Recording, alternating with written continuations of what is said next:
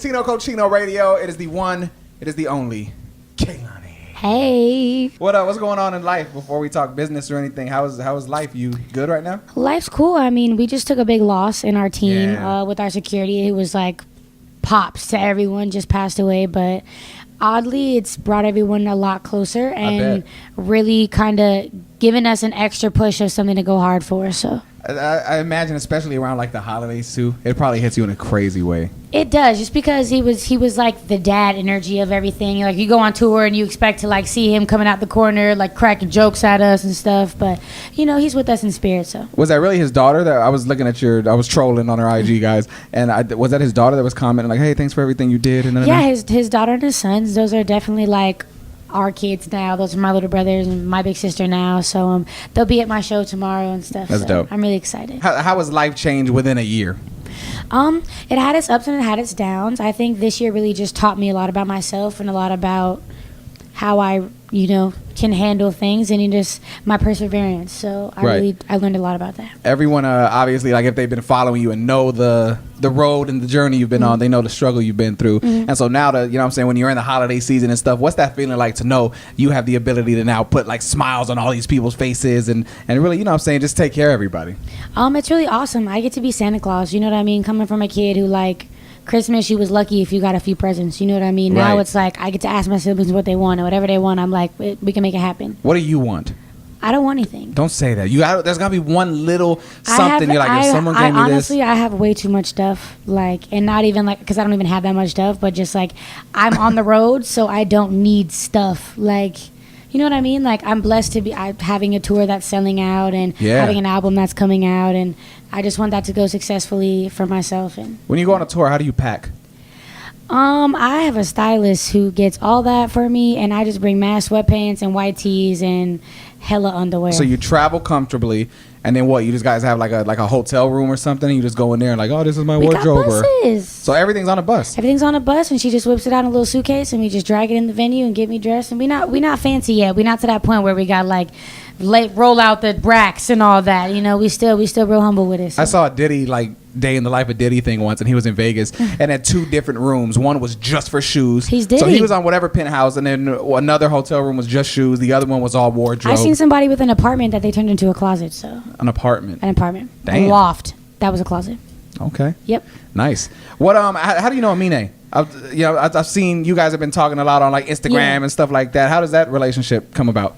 Just business? I hit him up one time and was like, can I get the Kehlani beat so I can do a remix? And I took a crack at it and was like, you know what? I'm not doing this any justice. I was gonna say, I've never heard it. Where is this? And I'm like, if I'm not making it better than it is, then it's no point in me putting it out. There's no point in remixes if they're not, kind of adding something cool to it. And he just killed it so hard that every time I took a stab at it, I was just like, dang, I can't even do this. And we have a really cool song together. So do you know why he likes bananas so much? I don't.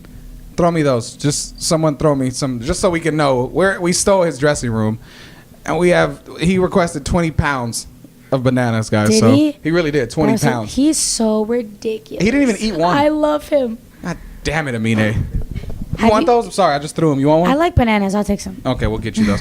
Talking about remixes real quick. I know we're just talking about everything, but A Boogie with the Hoodie jumped on your joint, and that's cool. Where'd that even come from?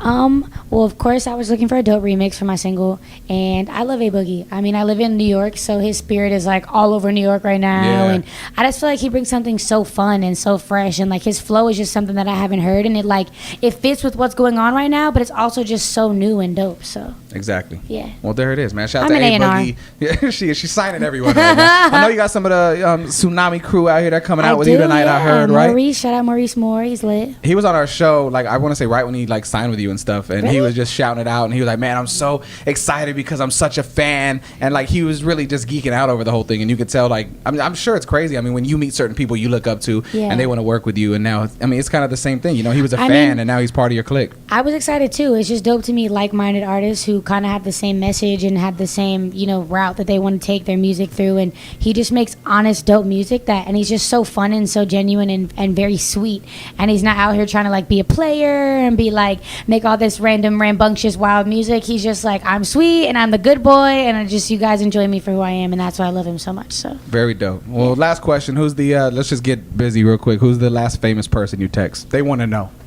Last famous person. The last famous person I text? I don't know what you guys consider famous, but that's my business. She knows.